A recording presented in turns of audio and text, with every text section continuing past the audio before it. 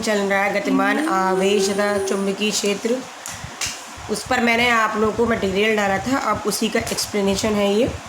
इसमें जो आगे का टॉपिक है वो है हमारा कि एक समान विद्युत क्षेत्र में किसी आवेशित कण की गति क्या होती है ना। मतलब इस हमने ये विद्युत क्षेत्र लगाया। विद्युत क्षेत्र कैसे लगाया? हमने दो धातु की दो समांतर प्लेटें ली, इनको हमने कुछ दूरी पर रखा और इन पर विपरीत प्रकार का आवेश दिया। इस प्लेट पर हमने पॉजिटिव आवेश दिया और इस प्लेट पर हमने नेगेटिव आवेश दिया। ठीक है। अब इसमें कोई जो एक आवेशित कण होता है, वो आवेशित कण मान लो धनावेश है जिस पर प्लस क्यू आवेश है, v वेग से इसमें प्रवेश करता है। ठीक। अब चूंकि देखिए बच्चों, इस प्लेट पर पॉजिटिव आवेश है और इस प्लेट पर नेगेटिव आवेश है, तो इसके बीच में एक क्या होगा, विद्युत क्षेत्र डेवलप होगा और उसकी दिशा क्या होगी, प्लस से माइनस की है। ठीक है। तो हमने माना कि जो कण है प्लस क्यू, इसमें इस विद्युत क्षेत्र में प्लस v वेग से प्रवेश करता है। तो जब ये कण इसमें प्रवेश करता है, तो जब ये कण क्या है हमारा x अक्ष के अनुदिश गति कर रहा है इस तरीके से, इसकी y अक्ष के अनुदिश कोई भी गति नहीं है ना। तो जब ये x अक्ष के अनुदिश गति कर रहा है, y अक्ष के अनुदिश का वेग क्या है, 0 है। ठीक। तो लेकिन इस पर जो बल लग रहा है, जब ये यहाँ पर आएगा, विद्युत क्षेत्र में इस जगह पर आएगा, तो जो विद्युत क्षेत्र है वो तो ऊपर की ओर है। तो उस विद्युत क्षेत्र के कारण इस पर जो बल लगेगा, इस आवेश पर, वो बल ऊपर की तरफ लगेगा, है ना। तो हमने इस बल का मान निकाला। इस बल का मान y अक्ष के अनुदिश क्या हो जाएगा, F = Q × E। और इस बल के कारण इस प्लस क्यू आवेश के वेग में परिवर्तन होगा, यानी कि त्वरण उत्पन्न होगा। A = क्या हो जाएगा, AF/m से QE/m हो जाएगा। ठीक है। अब x अक्ष के अनुदिश चूँकि इसका वेग v है, तो t सेकेंड में जब ये x अक्ष के अनुदिश इस तरीके से गति करेगा, तो कितनी दूरी चलेगा, हमने माना x दूरी चला। तो दूरी बराबर क्या होता है, चाल गुणा समय, तो उससे v × t हो जाएगा। तो यहाँ से t बराबर हो गया x/v। ये तो x अक्ष के अनुदिश विस्थापन हो गया। ऐसे ही हम क्या करेंगे, क्योंकि इस पर जो बल लग रहा है वो y अक्ष के अनुदिश लग रहा है, तो इसके अनुदिश हम विस्थापन निकालेंगे। y अक्ष के अनुदिश विस्थापन निकालने के लिए शुरू में इस कण पर y अक्ष में कोई भी वेग नहीं लग रहा है। इसका जो प्रारंभिक वेग है वो हमारा 0 है। लेकिन जब इस पर ये बल कार्य करने लगता है विद्युत क्षेत्र के कारण, तो इसमें एक त्वरण उत्पन्न हो जाता है ना। तो y अक्ष के अनुदिश हमने मान लिया प्रारंभिक वेग क्या है, 0, और y अक्ष के अनुदिश जो विस्थापन होता है वो हमने माना y होगा। तो आपका जो गति का दूसरा समीकरण है S = ut + ½ at², इस समीकरण के अकॉर्डिंग हम जब वैल्यू रखेंगे तो s की जगह तो y आ गया, = 0 + ½ at², यानी कि हाफ। अब a की वैल्यू आप लोगों ने पीछे निकाली थी, QE/m, ये निकाली थी a की वैल्यू, और t की वैल्यू भी यह निकाली थी। तो a और t की वैल्यू को आप इसमें पीछे की तरफ रख दीजिए। ठीक। तो यहाँ से y = क्या हो जाएगा, ½ at², यानी कि QE/m × t²। t की जगह भी हमने x/v लिख दिया। अब ये सारी वैल्यू किसी कण के लिए, ये सारी वैल्यूज़ क्या कांस्टेंट हो गई। द्रव्यमान कांस्टेंट है, कांस्टेंट वेग से चल रहा है, उस पर आवेश की मात्रा भी कांस्टेंट हो गई, विद्युत क्षेत्र का मान भी कांस्टेंट हो गया। तो ये जो इक्वेशन है ये y = cx² के रूप में है ना। और जो y = cx² होता है, ये आपका परवलय का इक्वेशन हो गया। तो जब कोई आवेशित कण किसी विद्युत क्षेत्र में प्रवेश करता है, इसका मतलब ये हुआ कि जब कोई आवेशित कण हमारा विद्युत क्षेत्र में प्रवेश करेगा, तो उस पर जो पथ होगा कैसा होगा, पैराबोलिक होगा। ठीक है। ये हमारा जो आवेशित कण है जब विद्युत क्षेत्र में प्रवेश करेगा, तो इसका पथ कैसा हो जाएगा, इस बल के कारण धीरे धीरे ये कैसा होगा, पैराबोलिक होगा। और जब ये विद्युत क्षेत्र से बाहर आ जाएगा, तो वेग v' के कारण क्या होगा, ये सीधी रेखा में चला जाएगा। यहाँ पर आकर इस पर विद्युत क्षेत्र के कारण लगने वाला बल क्या हो जाएगा, 0, खत्म हो जाएगा। तो ये v' के कारण क्या होगा, सीधी रेखा में चला जाएगा। ठीक है। अब इसके बाद बच्चों के बारे आता है जो नेक्स्ट टॉपिक है, वो है कि गतिमान आवेश पर बल से धारावाहिक चालक पर बल की व्याख्या। मतलब इसमें हमने क्या किया बच्चों, कि जो एक धारावाहिक चालक है, जिस पर जब किसी धारावाहिक चालक को हम चुंबकीय क्षेत्र में रखते हैं, ये एक धारावाही चालक हमने ली जिसमें I धारा बह रही है और इसको हमने चुंबकीय क्षेत्र में रखा, तो इस पर एक बल कार्य करता है। ठीक है, अब ये जो बल है वास्तव में होता क्या है कि जो चालक में जो धारा है, चालक में जो धारा बहती है वो फ्री इलेक्ट्रॉन के कारण बहती है, और जब हम इस चालक के सिरे को हम अगर किसी बैटरी से जोड़ देते हैं तो क्या होता है कि इन इलेक्ट्रॉन्स पर क्या होता है, एक बल कार्य करने लगता है, और उस बल के कारण जो इलेक्ट्रॉन्स होते हैं वो एक सिरे से दूसरे सिरे की ओर चलने लगते हैं। ठीक, तो इस कारण क्या होगा, धारा बहेगी।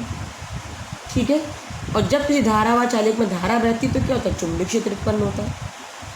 तो ये चुंबकीय क्षेत्र है, इन गतिमान हमने क्या किया, इस धारावाही चालक को हमने ऑलरेडी एक चुंबकीय क्षेत्र में रखा हुआ है। तो ये चुंबकीय क्षेत्र क्या करता है कि इन गतिमान आवेशित कणों पर एक बल आरोपित करता है जिसे हम कहते हैं लॉरेंज बल। इसे आप लोगों ने पिछले वीडियो में देखा भी था, मैंने आप लोगों को जो वीडियो भेजे थे उसमें मैंने बताया भी था कि जब कोई गतिमान आवेश या जब कोई आवेशित कण किसी चुंबकीय क्षेत्र में गति करता है तो उस पर एक बल आरोपित होता है जिसे हम कहते हैं लॉरेंज बल, और F = क्या होता है, QVB sin थीटा। ये आप लोगों ने पिछले वीडियो में पढ़ा है ना। तो यहाँ पर यही है कि जब अगर हम इस चालक को किसी बैटरी से जोड़ देते हैं तो इसमें जो फ्री इलेक्ट्रॉन्स हैं तो वो एक सिरे से दूसरे सिरे की तरफ जाने लगेंगे। जब ये मूव करने लगेंगे तो इन पर चुंबकीय क्षेत्र के कारण एक बल कार्य करने लगेगा। हमें उस बल का मान निकालना है, क्या होगा। हमने माना कि जो चालक तार है ये चुंबकीय क्षेत्र से थीटा कोण बना रहा है। ठीक है, तो इस पर जो लॉरेंज बल का मान हम कैसे निकालेंगे। लॉरेंज बल का मान निकालने के लिए हम इसमें जो नियम आपने जो 2 नियम पढ़े हैं, दाएं हाथ की हेतुरी का नियम नंबर 2 पढ़ा है, प्लेनिंग का बाएं हाथ का नियम पढ़ा है, आप क्या कर सकते हो, उससे इसका मान निकाल सकते हो। ठीक है, अब इसमें जो है हमने क्या किया कि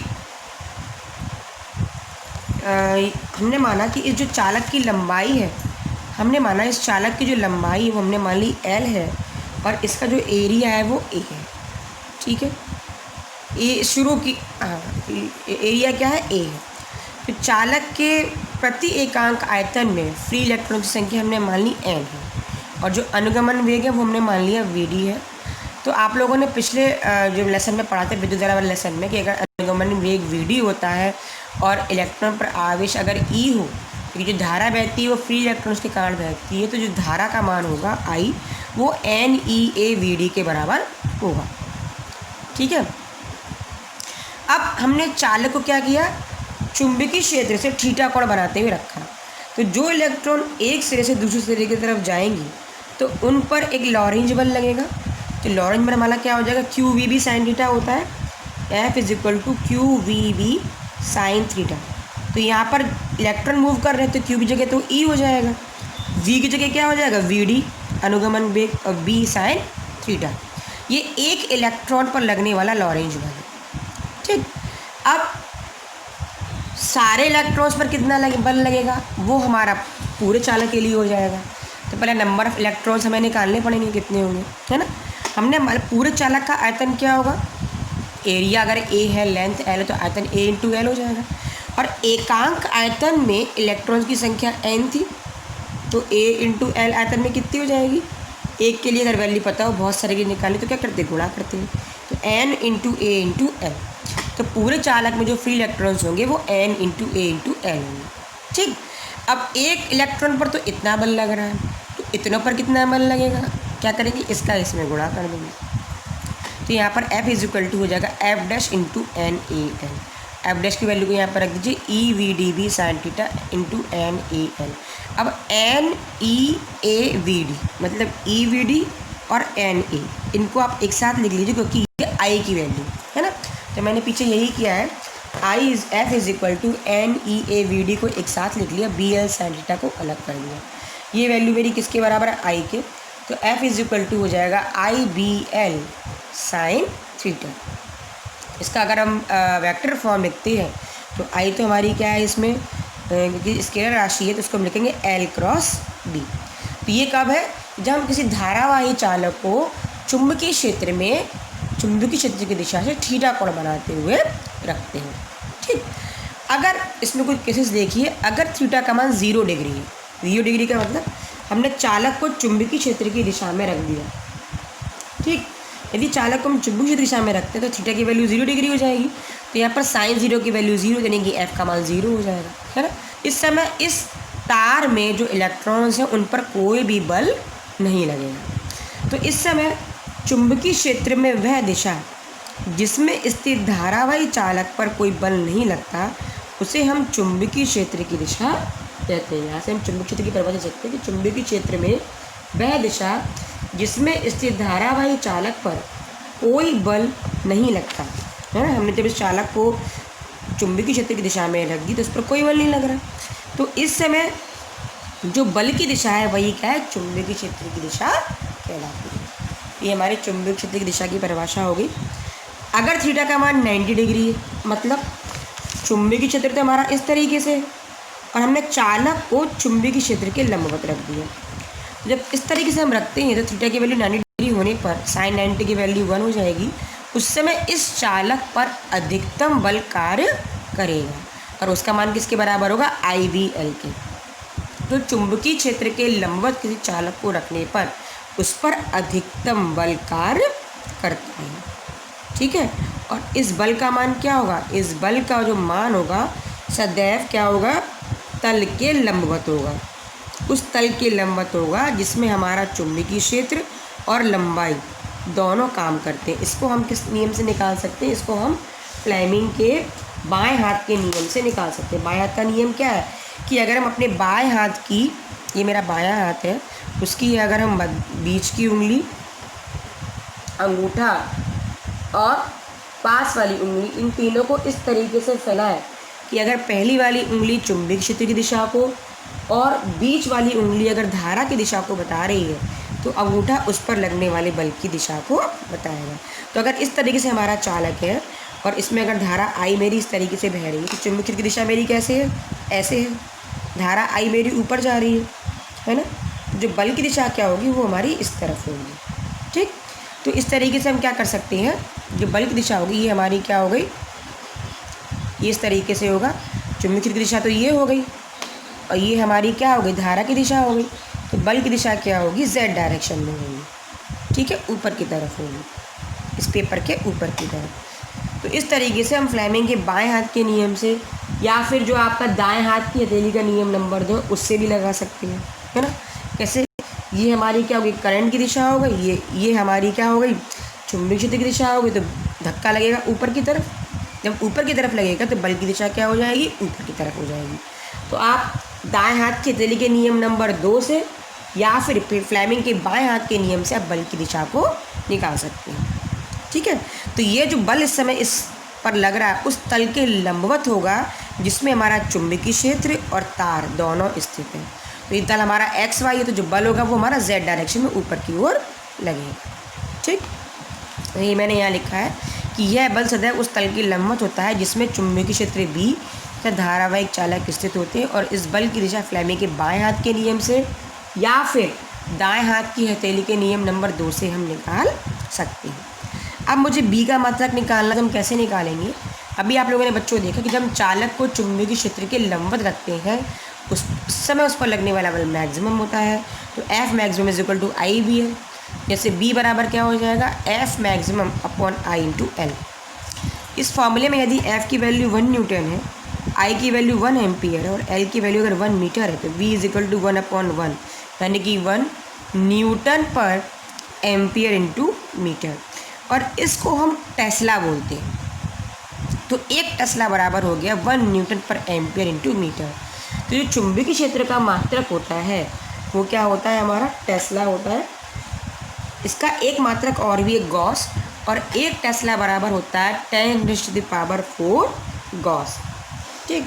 यहाँ से अगर मुझे एक टेस्ला की परिभाषा देनी है तो हम कैसे देंगे, यदि एक समान चुंबकीय क्षेत्र में क्षेत्र के लंबवत 1 मीटर लंबे चालक में अगर 1 एम्पियर धारा प्रवाहित होती है और उस पर लगने वाला बल 1 न्यूटन है तो चुंबकीय क्षेत्र का मान 1 टेस्ला होगा। कंडीशन पहले आपको बतानी पड़ेगी, चुंबकीय क्षेत्र कैसा है हमारा, एक समान, और चालक को हमने कैसा रखा, क्षेत्र के लंबवत, है ना। यदि एक समान चुंबकीय क्षेत्र में चुंबकीय क्षेत्र के लंबवत किसी चालक 1 मीटर लंबे चालक पर लगने वाले बल का मान 1 न्यूटन है और उसमें अगर 1 एम्पीयर की धारा प्रवाहित होती है तो चुंबकीय क्षेत्र का मान 1 टेस्ला या 1 न्यूटन पर एम्पीयर इंटू मीटर हो। ठीक है। अब बच्चों मात्रक विमाएँ आप लोग अपने आप निकाल सकते हो। यही मैंने यहाँ पर लिखा है कि 1 टेस्ला बराबर 10⁴ गोस होता है। यदि 1 मीटर लंबाई के सीधे ऋजुरेखी धारावाही चालक को में अगर 1 एम्पीयर की धारा प्रवाहित की जा रही है और उस चालक को चुंबकीय क्षेत्र के लंबवत रखा जाता है तो उस पर 1 न्यूटन का बल अगर कार्य करता है तो चुंबकीय क्षेत्र का मान 1 टेस्ला या 1 पर एम्पीयर इंटू मीटर होगा। ये सारी कंडीशन आपको बतानी पड़ेगी। लंबाई 1 मीटर होनी चाहिए, उसमें 1 एम्पीयर की धारा प्रवाहित होनी चाहिए, चालक को हम चुंबकीय क्षेत्र के लंबवत रखेंगे और उस पर 1 न्यूटन का बल कार्य करता है तो जो क्षेत्र मान चुंबकीय क्षेत्र का मान होगा वो 1 टेस्ला होगा। ठीक है। अब नेक्स्ट टॉपिक है हमारा कि 2 समांतर धारावाही तारों के बीच में कार्य करने वाला बल कि बल कैसा होगा, है ना। हमने ये 2 तार लिए बच्चों, PQ और RS, यहीं से हम एम्पीयर की परिभाषा भी निकालेंगे, है ना। हमने सबसे पहले हमने देखा, इसमें हम देख रहे हैं, इस पिक्चर में क्या देख रहे हैं कि जब दोनों तारों में समान धारा प्रवाहित होती है, एक ही दिशा में प्रवाहित होती है, तो इनके बीच में आकर्षण बल कार्य करता है। ठीक। और जब इनके बीच में हम धारा विपरीत कर देते हैं, जैसे कि मैंने इस पिक्चर में किया, धारा का मान मैंने विपरीत कर दिया तो इनमें प्रतिकर्षण बल कार्य करता है। तो ये किस तरीके से कार्य करता है, इसको हम कैसे वो करेंगे, देखिए। सबसे पहले हमने बच्चों एक PQ तार लिया। इस PQ तार में हमारी धारा I1 बह रही है ना।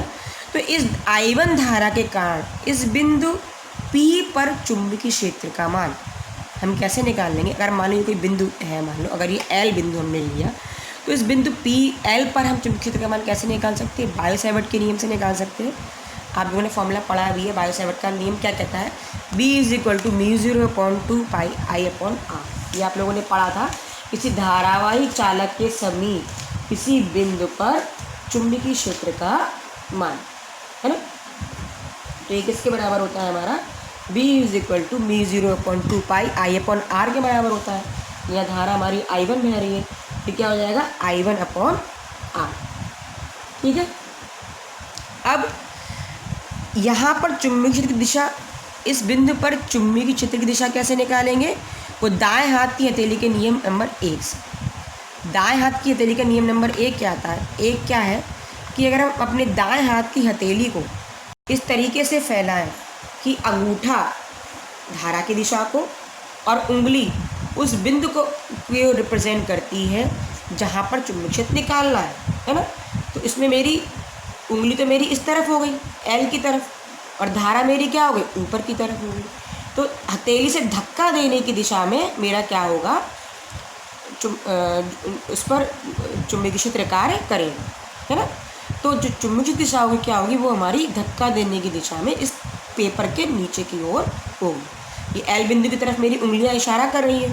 अगर मैं अपने दाएं हाथ के पंजे को इस तरीके से फैलाऊं कि अंगूठा चालक में बहने वाली धारा की दिशा को और उंगलियां उस बिंदु की ओर संकेत करती हैं जिस पर मुझे चुंबकीय क्षेत्र का मान निकालना है, तो उस पर लगने वाला चुंबकीय क्षेत्र का जो मान होता है वो धक्का देने की दिशा में, धक्का हम अंदर की तरफ देंगे। तो इस बिंदु L पर जो चुंबकीय दिशा होगी वो क्या होगी, अंदर की तरफ होगी। ठीक है। चलो, अब इस चालक तार RS पर जो चालक तार है वो हमने क्या किया है, इस पर जो चुंबकीय क्षेत्र वो नीचे की तरफ लग रहा है ना, ऐसे लंबवत लग रहा है नीचे की तरफ। तार को मैंने ऐसे रखा है, तो दोनों कैसे हैं, लंबवत है। तो इस तार RS पर जो लगने वाला बल होगा वो क्या होगा, अभी आप लोगों ने निकाला था। जब हम चुंबकीय क्षेत्र में किसी चालक तार को रखते हैं तो लगने वाले बल का फॉर्मूला क्या होता है, F = I/B/L sin थीटा। लेकिन थीटा की वजह जब 90 डिग्री होती है, यहाँ 90 डिग्री हो गई, I की जगह क्या हो गया, अब इस चालक तार में धारा क्या बह रही है हमारी, I2, तो B का मान B1 के बराबर है। लंबाई हमने मान ली इसकी L है, तो I2/B1L sin 90, यानी कि I2 × B1L हो गई। तो यहाँ से F = हो जाएगा I2, B1 की वैल्यू आप लोगों ने ऊपर भी निकाली थी, μ0/2 पाई I1/r। इस B1 की वैल्यू को हम यहाँ पर रख देंगे। ठीक, μ0/2 पाई को आगे ले लो, I1 × I2 L/r। ठीक, अब इस एल को इसके नीचे ले लो तो F/L μ0.2 pi I1/I2 into are. ये क्या हो गया हमारा RS की प्रति मीटर लंबाई पर लगने वाला बल, क्योंकि L मीटर लंबाई पर तो F बल लग रहा है, तो 1 मीटर लंबाई पर कितना लगेगा F/L, और एक कौन सा तार है RS। तो इस तार की प्रति मीटर लंबाई पर लगने वाले बल का मान कितना आ गया μ0.2 पाई I1/I2 इंटू आर। अब इस बल की दिशा हम कैसे निकालेंगे? इस बल की दिशा निकालने के लिए हम फ्लेमिंग के बाएं हाथ के नियम का प्रयोग करते हैं या दाएं हाथ की हथेली का नियम का भी प्रयोग कर सकते हैं। तो इसको हम कैसे यूज़ करेंगे? इसमें बाएं हाथ का नियम क्या कहते हैं? मैं अपने बाएं हाथ के अंगूठे की उंगलियों को, बीच की उंगली को, अंगूठे को इस प्रकार से फैलाएं कि ये चुंबकीय क्षेत्र की दिशा को, ये तो हमारी नीचे की तरफ है, तो ये नीचे की तरफ हो गई बच्चों, ऐसे है ना। ध्यान से अगर आप लोग देखोगे पर मुझे बल का मान निकालना, तो बल का मान निकालने के लिए क्या करेंगे? ये मैंने अपना बायां हाथ लिया, ये उंगली क्या करेगी? चुंबकीय क्षेत्र की दिशा को दिखाएगी, बीच वाली उंगली धारा की दिशा को, तो ये बल की दिशा को बताती है। इस तार के लिए अगर हम देखें बच्चों तो चुंबकीय क्षेत्र की दिशा तो नीचे की तरफ, ये नीचे हो गया, धारा की दिशा ऊपर की तरफ होगी, तो बल की दिशा इस तरीके से होगी, है ना। तो जो बल है वो हमारा इस डायरेक्शन में काम करेगा, ठीक। ऐसे जब हम इस तार के लिए निकालेंगे, इसी तरीके से PQ तार के कारण, ये तो हमने क्या निकाला कि PQ तार के कारण हमने निकाला RS पर, पहले हमने चुंबकीय क्षेत्र का मान निकाला, फिर उस पर लगने वाले बल का मान निकाला। इसी प्रकार से हम इस RS तार के कारण भी PQ की प्रति मीटर लंबाई पर लगने वाले बल का मान निकाल सकते हैं, तो वो भी हमारा यही आएगा, ठीक। अब इस पर अगर मुझे धारा का मान, बल का मान निकालना है तो क्या करोगे? अब इसमें बच्चों देखो चुंबकीय दिशा, इसमें डॉट है, डॉट मतलब ऊपर की तरफ है, तो चुंबकीय दिशा तो ऊपर की तरफ हो गई, यानी कि ऐसे। धारा मेरी कैसी हो गई? धारा मेरी इस डायरेक्शन में हो गई, तो बल जो होगा वो मेरा इस डायरेक्शन में कार्य करेगा। देख रहे हो बच्चों आप लोग, ये इस तरीके से होगा। ये चुंबकीय क्षेत्र की दिशा हो गई ऊपर की तरफ, धारा की दिशा हो गई इधर, और ये हो गया मेरा बल की डायरेक्शन। तो जब इन दोनों में सेम डायरेक्शन में धारा बह रही है, तो ये दोनों क्या कर रहे हैं? एक दूसरे को, जितना बल इस पर लगा रहा है उतना ही बल इस पर भी लगा रहा है, क्योंकि प्रति मीटर लंबाई पर लगने वाले बल का अमाउंट सेम है। तो जब अमाउंट सेम है और ये दोनों क्या कर रहे हैं? एक दूसरे को आकर्षित कर रहे हैं, ठीक। लेकिन जब हम धारा को विपरीत कर देते हैं, विपरीत करने पर क्या होता है? इन पर लगने वाले बलों की दिशा अपोजिट हो जाती है। कैसे? पहले हम इसके कारण इस पर लगने वाले चुंबकीय क्षेत्र का मान निकालेंगे। धारा हमारी दाएं हाथ के नियम से निकालोगे ना, धारा हमारी ये है, ठीक, पॉइंट हमारा ये, बल पर धक्का देने की दिशा में चुंबकीय क्षेत्र नीचे की तरफ हो गया। जब ये नीचे की तरफ हो गया, अब इस तार पर आप बाएं हाथ का नियम लगाओ। जब बाएं हाथ का नियम लगाओगे तो अब इस तरीके से लगेगा। ये हो गया हमारा चुंबकीय क्षेत्र, ये हो गई धारा की दिशा, और ये हो गई बल की दिशा। तो बल की दिशा इस तार पर क्या होगी? बाहर की तरफ आ गई, ठीक। ठीक इसी तरीके से भी क्या होगी? इस पर बाहर की तरफ आएगी। तो जब इन दोनों तारों पर क्या होता है? जब इन दोनों तारों पर करंट विपरीत दिशा में बहती है, तो तार की प्रति मीटर लंबाई पर लगने वाले बल का मान तो सेम आता है, लेकिन इनकी जो दिशा होती है वो अपोजिट हो जाती है। इसका मतलब इन दोनों के बीच में प्रतिकर्षण बल कार्य करता है। तो इस तरीके से बच्चों प्रति मीटर पर लंबाई पर लगने वाले बल का मान तो हमारा वही रहेगा, F/L μ0/2 पाई I1/I2/R। लेकिन समान एक ही दिशा में धारा बहने पर आकर्षण होगा, विपरीत दिशा में बहने पर प्रतिकर्षण होगा, ठीक। अब अगर I1 और I2 की वैल्यू I के बराबर है, ठीक, तो यहाँ पर हम इस फॉर्मूले में I रख देंगे तो I² हो जाएगा। तो यहाँ से आप देख सकते हैं कि जो F/L है वो इन्वर्सली प्रोपोर्शनल टू 1/R, यानी कि तार की प्रति मीटर लंबाई पर लगने वाला बल दूरी के व्युत्क्रमानुपाती होगा। मतलब तार जितने ज़्यादा पास होंगे, R का मान जितना कम होगा, F/L का मान उतना ही ज़्यादा होगा। अब यहाँ से हम एम्पियर की परिभाषा निकाल सकते हैं। कैसे? हमने क्या किया, इस इक्वेशन में I1 I2 जो था, हमने उसमें इसकी वैल्यू पूरी इक्वल 1 एम्पियर मान ली, = I।